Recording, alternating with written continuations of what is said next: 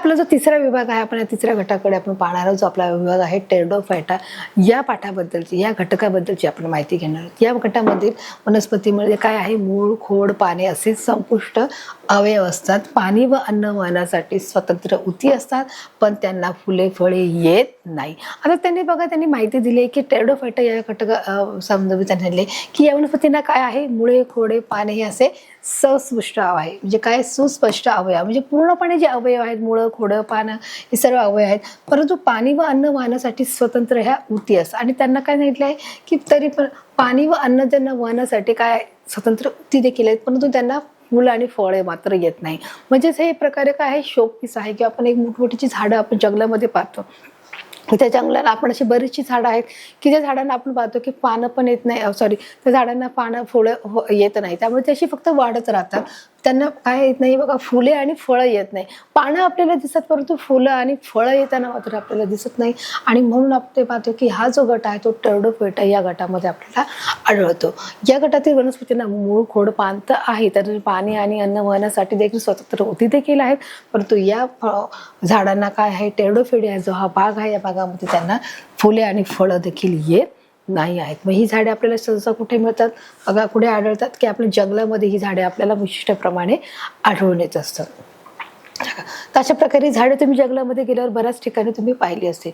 यांच्या पानाच्या आतील मागील बाजूस बीजाणू असतात, तो बीजाणूद्वारे काय होत असते, हे प्रजनन होत असते. यांच्या पानाचा जो मागचा जो भाग आहे, त्या मागच्या बाजूस काय आहे मुलांना, बीजाणू आहे. तिथे त्यांनी सांगितलं आहे बघा, इथे काय दिलं आहे, जो याचा जो मागचा भाग, अशा प्रकारे इथे जे दाणे दाणे तुम्हाला इथे दिसत आहेत, हे दाणे दाणे म्हणजेच काय, याच्या मागील बाजूस काय आहे, बीजाणू आहेत. मग हे सर्व जे छोटे छोटे तुम्हाला काय दिसत आहेत, हे बीजाणू आहेत. आणि हे बीजाणू असतात, त्या बीजाणूद्वारे काय होत असते, प्रजनन होत असते. त्याचमुळे त्यांची नवीन संख्येची वाढ होत असते. आणि हे बीजाणू हे तितकेच महत्वाचे आहेत.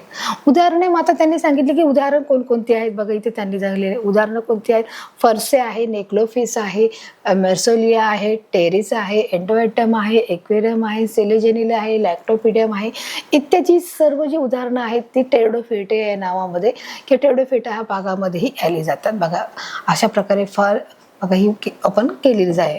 त्याचप्रमाणे आता आपण पाहणार आहोत ही सर्व उदाहरणं आपण चित्राच्या माध्यमातून समजून घेतली की कोणकोणती वनस्पती आहेत हे देखील आपण समजून घेतलेले आहेत. या वनस्पतीमध्ये अलैंगिक प्रजनन हे बीजाणू निर्मितीद्वारे, तर लैंगिक प्रजनन हे युगात्म निर्मितीद्वारे होते. आता बघा, यांनी सांगितले की या वनस्पतीमध्ये जे अलैंगिक प्रजनन आहे, ते अलैंगिक प्रजनन कशामध्ये होते, हे बीजाणू निर्मितीद्वारे होते. त्याचप्रमाणे लैंगिक प्रजनन हे युगात्म निर्मितीद्वारे होते. या वनस्पतीमध्ये सुस्पष्ट अशी सहवहिनी संस्था आहे. याच्यामध्ये काय आहे, सुस्पष्ट अशी सहवहिनी काय आहे, ही संस्था देखील आपल्याला आढळून येत आहे. बघा, तर अशा प्रकारे वनस्पतीमध्ये जे टेरिडोफाइटाचे आपण उदाहरण घेतले आहे, त्याची उदाहरणं कोणकोणती आहेत आणि कशा प्रकारे प्रजनन होतं हे देखील आपण समजलेले आहेत. की या वनस्पतीचे अलैंगिक जे प्रजनन आहे ते कसे होत आहे, बीजाणू मार्फत होत आहे. त्याचप्रमाणे जे लैंगिक प्रजनन आहे ते युगात्म निर्मितीद्वारे देखील होत आहे. या वनस्पतीची सुस्पष्ट अशी सहवहिनी संस्था देखील आपल्याला आढळून येत आहे. हे देखील आपल्या इथे क्लिअर झाले आहे. तर थायलोफाइटा, ब्रायोडोफाइटा आणि टेरिडोफाइटा या तिन्ही गटातील वनस्पतीच्या शरीर रचनेत फरक असले तरी या सर्वांचे प्रजनन हे बीजाणूद्वारे होत असते. आता मुलांना किती जण सांगितले की जो मग त्यांचा प्रकार कोणताही असू दे, जर थायलोफाइटा असू दे, बघा इथे दिलं आहे की जर थायलोफाइटा असू दे किंवा ब्रायोफाइटा असू दे किंवा टेरिडोफाइटा असू दे, याच्या तिन्ही गटात वनस्पतीची शरीर रचनामध्ये फरक असला तरी त्याची प्रजनन क्षमता, प्रजनन हे कशाद्वारे होत आहे, बीजाणू मार्फत होत आहे. व त्यांच्या शरीरातील प्रजन संस्था ह्या अप्रकट असल्याने त्यांना अबीजपात्री म्हणतात. त्यांच्या शरीरातील प्रजन संस्था कशा आहेत, या अप्रकट आहेत, त्या न दिसणाऱ्या आहेत, म्हणूनच त्यांना काय म्हटलं आहे, अबीजपात्री म्हटले आहेत. आता आपण मुलांना पाहिलं की अबीजपात्रीमध्ये देखील जे 3 प्रकार आहे ते पाहिले आहेत मुलांना, की 3 प्रकारचं आपण समजून घेतलेले आहेत मुलांनो, की जो टेरिडोफाइटा आहे, ब्रायोडोफाइटा आहे आणि थायलोफाइटा आहे, या तिन्ही आपण अबीजपात्री मधले जे 3 प्रकार आहेत हे 3 प्रकार आपण उदाहरणाच्या मार्फत, स्पष्टीकरणाच्या मार्फत आणि चित्रीकरणाच्या मार्फत समजून घेतले की ती वनस्पती कोणती आहे, त्याला का म्हटलं जात आहे, त्याचे मिळण्याचे जे स्थान कुठे आहे, त्याची उदाहरणं कोणती आहेत, ती कशी वाढली जातात, या सर्व संबंध घटकाचा अभ्यास आपण या पाठामध्ये केलेला आहे. चला, तर आता आपण पाहणार आहोत उपसृष्टी म्हणजे बीजपत्री. पहिला आता अबीजपत्री आणि आता दुसरं आहे बीजपत्री. याच्यामध्ये आपण बघा पाहणार आहोत की ज्या वनस्पतीमध्ये प्रजननासाठी उती असून त्या बिया निर्माण करतात, की ज्या वनस्पतीमध्ये काय आहेत, प्रजननासाठी उती असतात आणि उती असं त्या बिया निर्माण करण्याचं ते काम करतात. त्यांना वनस्पतीला आपण काय म्हणणार आहोत, बीजपत्री म्हणणार आहोत. याच्यात प्रजनन प्रक्रियेनंतर बिया तयार होतात. आता याच्यामध्ये जी प्रोसिजर आहे, जी प्रक्रिया आहे ती कशी होत आहे, याच्यात जी प्रक्रिया की प्रजनन प्रक्रियेनंतरच काय होतात, बिया निर्माण बिया ह्या तयार होण्याचं जे काम करतात. जसं एक प्रकारे जे फळ आहे त्या फळामध्ये किंवा एखादं फूल आहे त्या प्रजननानंतरचे बिया ह्या तयार होण्याची जी प्रक्रिया आहे. बिया फळामध्ये झाकलेल्या असणे ह्या वैशिष्ट्यावरून बीजपत्री वनस्पती किंवा आपण त्याला अनावृत्त बीज किंवा आवृत्त बीज असे विभाग केलेले आहेत. आता बघा त्यांनी ते सांगितलं आहे की बिया या फळामध्ये झाकलेल्या नसतात. आता बिया असतात त्या फळामध्ये झाकलेल्या असतात. आपण कोणतंही फळ आपण कापलं किंवा आपण उघडून खाल्लं तर आपल्याला त्या फळाच्या आतमध्ये इथे बी दिसते. म्हणजे या बिया काही फळामध्ये बिया ह्या काय झाकलेल्या असतात किंवा नसणे किंवा असणे ह्या वैशिष्ट्यावरून बीजपत्री वनस्पतीचा अनावृत्त बीजपत्री व आवृत्त बीजपत्री असे त्याचे विभाग केले आहेत. म्हणजे बियाचे जे फळ आहे, ज्या फळामधल्या बिया आहेत झाकल्यावरून किंवा न झाकल्यावरून त्याचे 2 पार्ट केलेले आहेत. ते कोणते पाठ आहेत, अनावृत्त बीज किंवा आवृत्त बीज असे विभाजन त्याच्यामध्ये केले आहे. असे 2 गट त्याच्यामध्ये तयार झालेले आहेत. मग त्यातला पहिला गट आहे विभाग 1 अनावृत्त बीज वनस्पती आहे. मग त्याच्यामध्ये काय सांगितले की अनावृत्त बीज वनस्पती या सदाहरित आहेत, त्या बहुवार्षिक व कष्टमय असतात. या वनस्पतीच्या खोडांना काय आहेत, फांद्या नसतात. मग आता त्यांनी ते एकदम क्लिअर केलेलं आहे की जे अनावृत्त बीज वनस्पती आहेत ह्या कशा आहेत, सदाहरित आहेत. म्हणजे संपूर्ण ते एव्हरग्रीन आहेत, त्या संपूर्णपणे हिरवट आहेत, त्या बहुवार्षिक आहेत. म्हणजे ते वर्षाच्या 12ही महिने त्या कशा असतात की ते झाडाची पानं असतात ती वाढत जातात, फळं वाढत जातात. त्याचप्रमाणे त्या कशा आहेत, त्यांना ग्रीनरी येते, त्याच्या ते हरितद्रव्य असतात. त्यामुळे ते बहुवार्षिक आहेत, त्या काष्टमय आहेत म्हणजे त्या कठीण आहेत. व या वनस्पतीच्या खोडांना काय नाही आहे, फांद्या नाहीत. जसं तुम्ही या चित्रामध्ये पाहू शकता त्यांना काय नाहीये, फांद्या नाही. त्या अशा डायरेक्ट सरसकट जसं नारळाचं झाड कसं आहे त्याप्रमाणे इथे बघा वाढताना तुम्हाला या चित्रामध्ये दिसत आहे. अशा प्रकारे त्याची वैशिष्ट्य आहे. बघा अशा यांना काय नाहीये, फांद्या नाहीयेत. इथे बघा जे छोटी छोटी आहेत. पानाचा मुकुट तयार झालेला असतो व या वनस्पतीची नर व मादी फुले एकच झाडाच्या वेगवेगळ्या पानाचा मुकुट तयार झालेला असतो व या वनस्पतीच्या नर व मादी फुले एकच झाडाच्या वेगवेगळ्या बीजाणुपत्रावर येतात. बघा मग नर असो किंवा मादी असो, वनस्पतीची जी नर मादी म्हणजे फुले ही एकाच झाडावर वेगवेगळ्या बीजाणुपत्रावर ह्या येतात. अशा प्रकारे ह्या सदाहरित असतात, त्या एकमेकांच्या जवळ असतात आणि अशा प्रकारे हा पानांचा मुकुट देखील तयार झालेला दिसत आहे. त्यांच्या बियावर नैसर्गिक आच्छादन नसते म्हणजे त्यांना फळे येत नाहीत. म्हणूनच त्यांना अनावृत्त बीजे, न झाकलेली बीज असे म्हणतात. न झाकलेली बीज म्हणतात म्हणजे काय नेमकं आहे, त्याला अनावृत्त बीज का म्हटलं आहे की त्यांच्या बियावर नैसर्गिक आच्छादन नसते, की त्यांच्यावर कोणत्याही प्रकारचं नैसर्गिक म्हणजे नॅचरल हे आपण कवरिंग नाही आहे. म्हणजेच त्यांना फळं येत नाही, त्यांना फुले येत नाही. म्हणजेच त्यांना अनावृत्त बीज म्हणजेच काय आहे, न झाकलेलं बीज असे आपण त्यांना म्हणतात. त्यांना काय म्हणतात की न झाकलेलं बीज आहे म्हणजेच ते काय आहे, अनावृत्त जी वनस्पती आहे तो भाग 1 आपण याच्यात पाहणार. मग उदाहरणाचे कोणते आहेत, सायकस आहे, पिसिया आहे, क्रिसमस ट्री आहे, थुजा आहे, मोरपिंकी आहे, पायनस आहे, देवदार आहे इत्यादी सर्व वनस्पती आपल्या याच्यामध्ये आढळून येत आहे. समजले बोला ना, की अशा प्रकारे बघा चित्रात तुम्ही दाखवू शकता सायकस, पिसिया, क्रिसमस ट्री, थुजा, मोरपिंकी. बघा आता जो विभाग दुसरा आहे तो आवृत्त बीजाचा वनस्पतीचा आहे, विभाग 2. तर ज्याच्यामध्ये बघा 2 भाग होऊ शकत नाही. म्हणजे मका, घेवडा, गहू, आंब्याचे कोळ या बिया पाण्यात 8 ते 10 भिजवा. भिजवल्यानंतर प्रत्येक बीचे 2 समान भाग होतात का ते पहा, ते होत नाही. आता आपण पाहिलं की जो गहू आहे, ज्वारी आहे, बाजरी आहे, घेवडा आहे, मका आहे, त्याच्या आंब्याची कोय जरी असली की या जर पाण्यात जरी आपण त्याला भिजवून ठेवलं किती 8 ते 10 तास जरी भिजवलं तरी भिजल्यानंतर प्रत्येक बीचे 2 समान भाग हे होतात का ते पहा, त्याने सांगितले. जरी तुम्ही ते करून पाहिलं ते आंब्याचे 2 भाग होतात का, तर ते होत नाही असं त्यांनी सांगितलेलं आहे. म्हणजे हा भाग काय आहे, एकच आहे. आता शेंगदाणा, चिंचुका, हरभरा या बियाचे 2 समान भाग होतात. आता तुम्ही पहिला जो भाग आहे तो करून पाहिला, परंतु तुम्ही शेंगदाणा घेतला, तुम्ही चिंचुका घेतला, तुम्ही हरभरा घेतला, या बियांचे 2 भाग होतात का ते पाहायचं आहे. मग या बियांचे 2 भाग होतात का, तर निश्चितच या 2 बियांचे भाग होत असतात. 2 समान भाग होताना आपल्याला दिसत आहे. कैरी असो की आंबा असू दे, त्याचप्रमाणे जे फळ आहे त्या फळांचे 2 भाग होतात. ज्या वनस्पतीच्या बियाचे सहजपणे 2 सुटे भाग होतात त्यांना द्विबीजपत्री वनस्पती म्हणतात.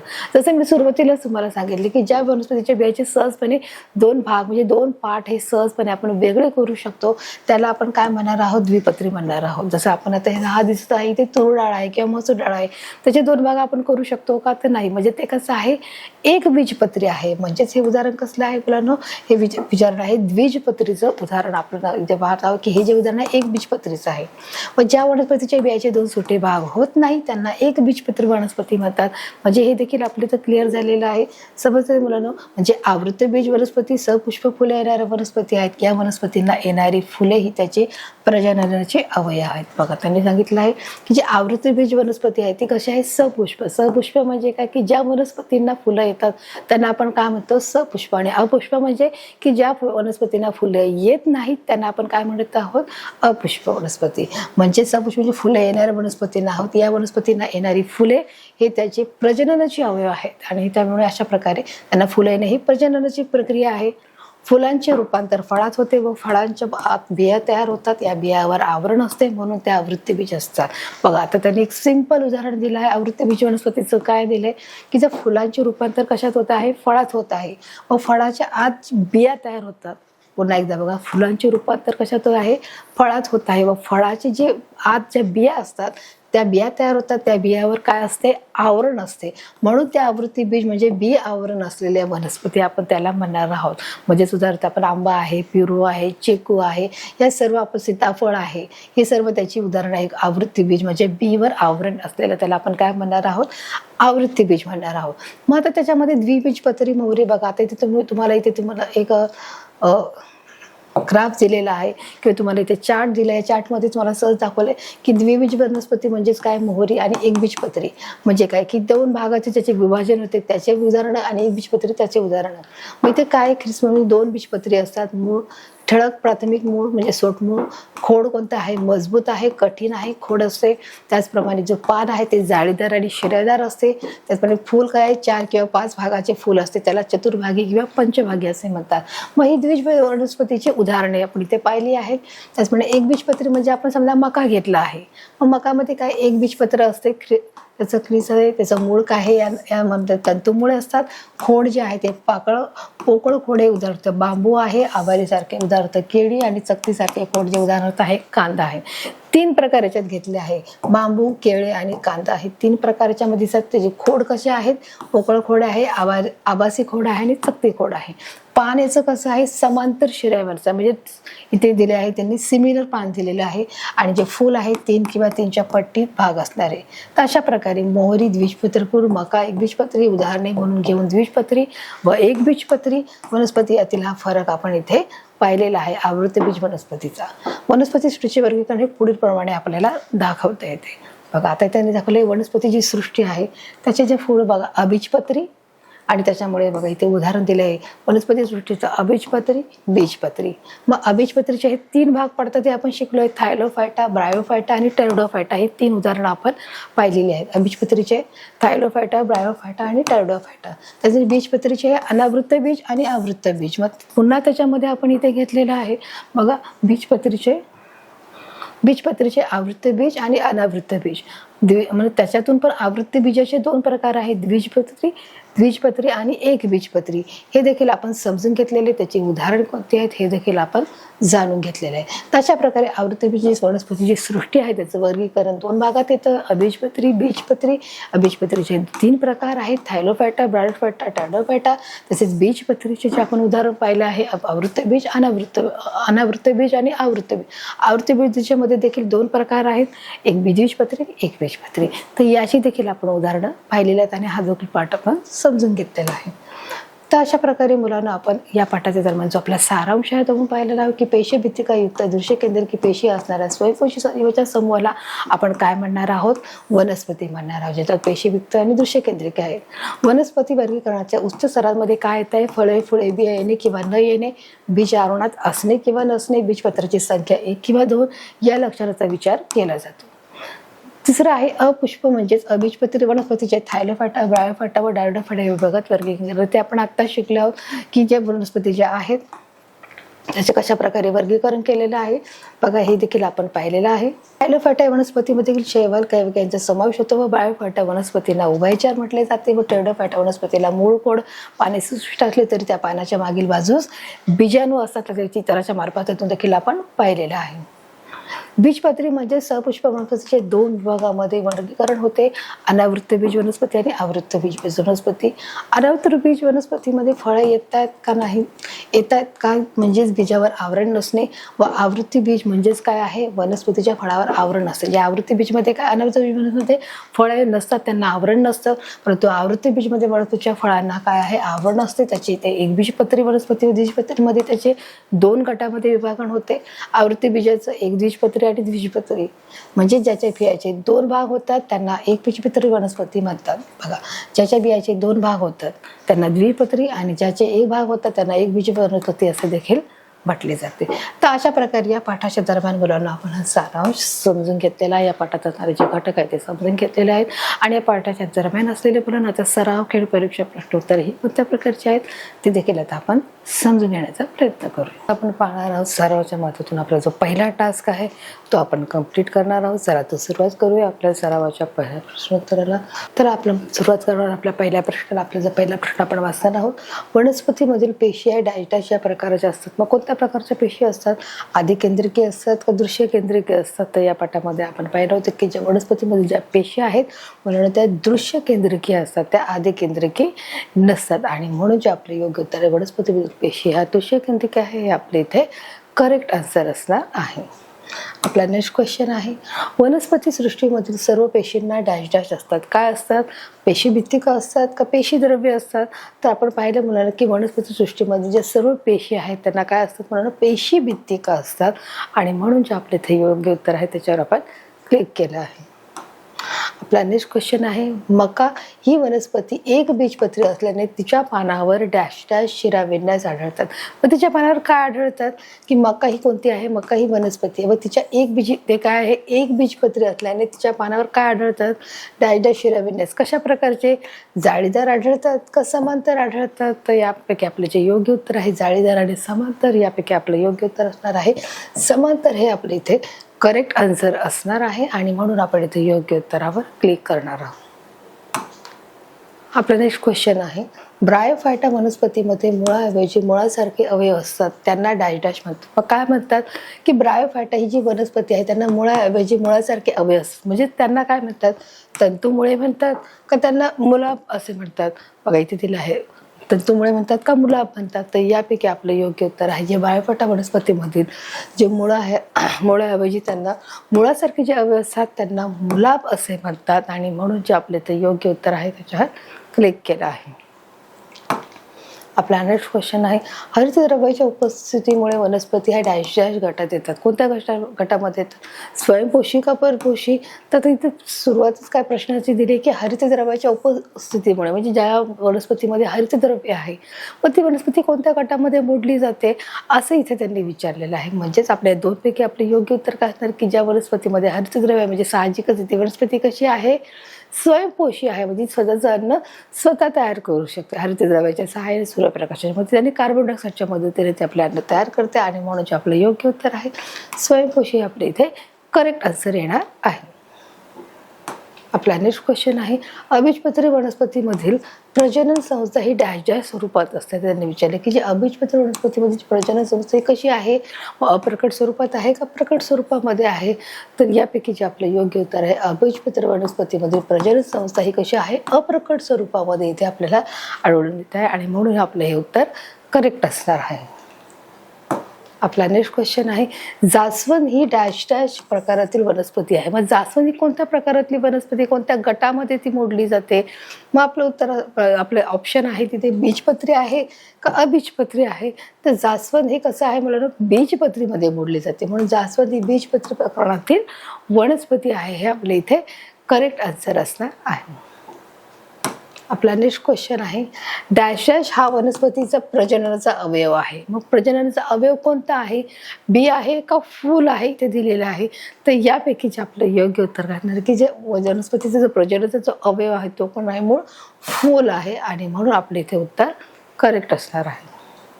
आपला नेक्स्ट क्वेश्चन आहे, आवृत्ती बीज वनस्पतीमध्ये बियावर आवरण मग काय आहे, नसते का असते. तर यापैकी आपलं योग्य उत्तर आहे आवृत्ती बीज वनस्पतीमध्ये बियावर आवरण हे असते, हे आपलं करेक्ट आन्सर इथे असणार आहे.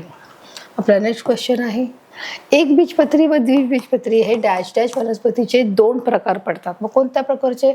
आवृत्ती बीज का अनावृत्ती बीज? तर यापैकी जे आपलं योग्य उत्तर आहे की एक बीजपत्री आणि द्विबीजपत्री याचे जे प्रकार पडतात ते आपलं आहे आवृत्ती बीज आहे. आवृत्ती वनस्पतीचे हे दोन प्रकार पडतात, हे आपल्या इथे करेक्ट आन्सर आहे. म्हणजे पाहिलं एक बीजपत्री द्विबीजपत्री हे कसलं उदाहरण आहे? आवृत्ती बीज वनस्पतीचे हे दोन प्रकारामध्ये पडले. म्हणजे आवृत्ती बीजाचे हे दोन प्रकार आहेत. कोणते? एक बीजपत्री आणि द्विबीजपत्री. समजते मुलांनो? चला आता आपला सरावाचा जो टास्क आहे तो आपला इथे कंप्लीट झालेला आहे. आता आपण मुलांना पाहणार आहोत खेळाच्या माध्यमातून कोणते प्रश्न आहेत ते देखील घेण्याचा आपण प्रयत्न करणार आहोत. चला